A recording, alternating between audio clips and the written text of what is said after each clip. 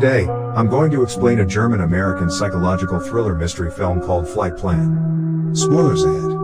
Watch out and take care. It is a tough night for Kyle Pratt. Kyle is an American aircraft engineer recently widowed by the death of her husband in Berlin. She has to take her husband's body on a flight to the US with her 4-year-old daughter, Julia.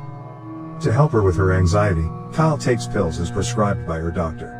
The next morning, it is snowing outside. A taxi is waiting for them to take them to the airport. While at the airport, Kyle loses Julia. She panics. She sees strangers, couples, foreigners, adults. But nobody kid-sized. She turns again. There's Julia, over by a sundry stand. With an angry tone, she advises her not to wander around without her permission. Kyle and Julia will soon board a plane that Kyle helped design. They are the first to enter the cabin. Julia looks out her window. Then she steams that window up with her breath and draws a little heart in the steam with her finger, a tiny, clumsy heart. Then Kyle takes a nap.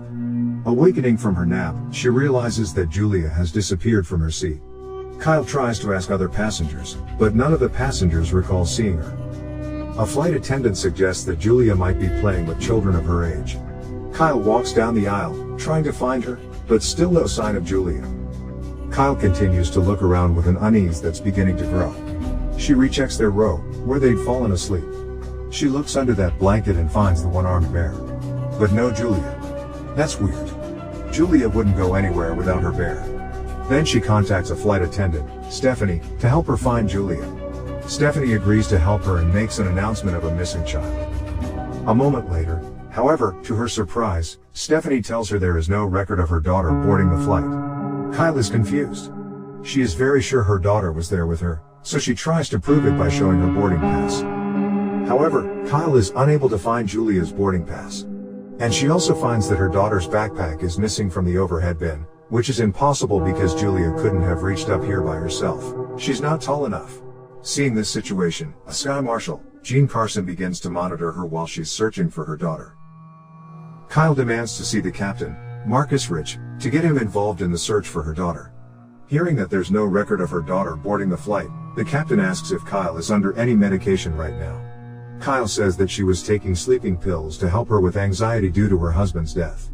Kyle further reveals that her husband died falling from their roof 6 days ago, which she refuses to believe was suicide. The captain and the other crew members suspect that Kyle has become unhinged by her husband's death and has imagined bringing her daughter aboard. Kyle insists on looking for Julia from nose to tail. Captain Rich reluctantly agrees and orders the crew members to do a thorough search. The lights in the cabin are turned on. An announcement is made to all passengers not to leave their seats. Stephanie goes down to the avionics section, looking around, but still no 4-year-old girls. While Pratt is busy searching, she sees an Egyptian. She confronts him as she recognizes him from somewhere. She tries to remember, but her brain's too scrambled right now. Kyle then asks the captain to look for Julia in the cargo hold.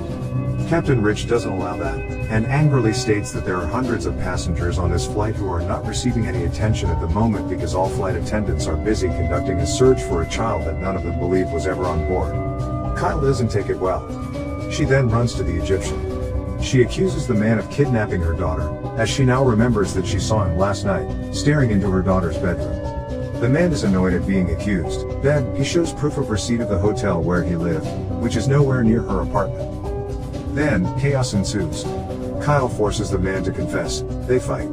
Carson, who is fed up with her behavior, states that her husband's death makes more sense now. A couple of hours with her, and even he is ready to jump. Not long after, Captain Marcus receives a wire from the hospital in Berlin that says Julia was with her father when he fell off the roof and also died of internal injuries. Now, the crew believes she is delusional.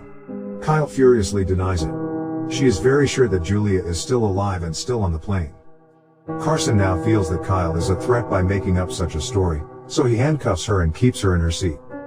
A therapist, Lisa, approaches and tries to console her, causing Kyle to doubt her own sanity. She now begins to accept her daughter's death. However, she then notices that a heart Julia had drawn earlier on the window next to her seat is real. Kyle becomes increasingly convinced that something weird is going on. She then convinces the therapist to let her use the bathroom. Instead of doing so, She climbs into the upper compartment and sabotages the aircraft's electronics, deploying the oxygen masks and interrupting lighting. All passengers and crew start to panic, but Carson realizes that Kyle is the one behind this. She uses the chaos to take a dumbwaiter to the lower freight deck. She finds her husband's casket there. She unlocks David's casket, suspecting Julia is inside, but finds only her husband's body. And nothing else. Carson finds her, puts her in handcuffs, and escorts her back, announcing that the flight is making an emergency stopover at Goose Bay Airport, where she will be taken into custody. As she's escorted to her seat, one of the passengers begins to applaud. The applause spreads, filling the deck. Some others are staring at her, including the Egyptian. Kyle reaches the back row, where she stops and sits there. Kyle makes a final plea to Carson that she needs to search the plane upon landing. Carson considers for a moment, then decides to speak to the captain. However, instead of speaking to the captain, he sneaks down to the freight deck. There, he removes 2 explosives and a detonator concealed in David's casket. He then climbs down to the avionics section and attaches the explosives to the side of the platform, revealing Julia, who is sleeping. At this point, it is revealed that Carson has been the mastermind behind all of this.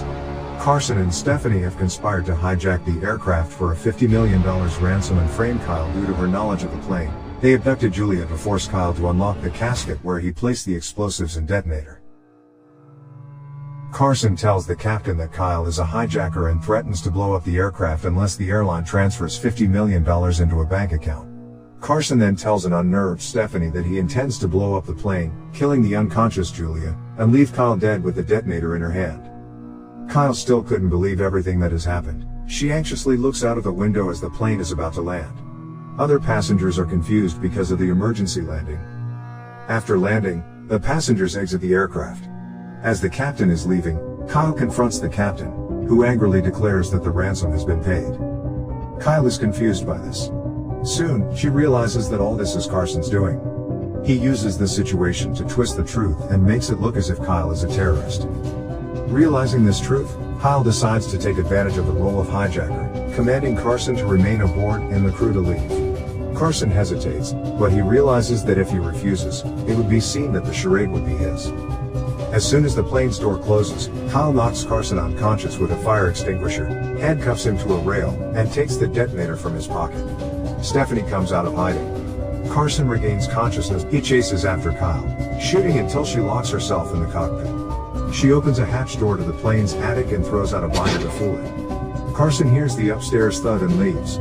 Kyle exits and encounters a guilt-ridden Stephanie.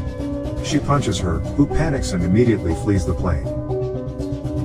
Kyle continues to look for her daughter to the avionics, and she finds Julia there, unconscious. She immediately hugs her and carries her. Carson soon follows, and while searching, reveals that he murdered her husband to smuggle the explosives inside his casket, knowing that it would not be scanned at the checkpoint. Kyle immediately carries Julia into the aircraft's non-combustible hold, with the detonator in hand. Carson shoots at her as she closes the door. With the non-combustible walls of the hold to protect them, she detonates the explosives, exploding the plane, killing Carson. The passengers and crew watch the explosion in shock. A moment later, Kyle appears with her daughter. As Kyle carries her daughter out onto the tarmac, all the passengers are shocked upon realizing that she had been telling the truth the whole time. The next morning, at the airport terminal, Captain Rich approaches and apologizes to Kyle for his skepticism. Stephanie is led away by the FBI in handcuffs, wherein an agent informs them that the Berlin mortuary director has also been arrested.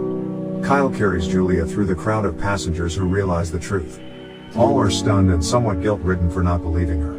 Before loading her daughter into a van to take them away, Julia wakes up and sleepily asks, "Are we there yet?"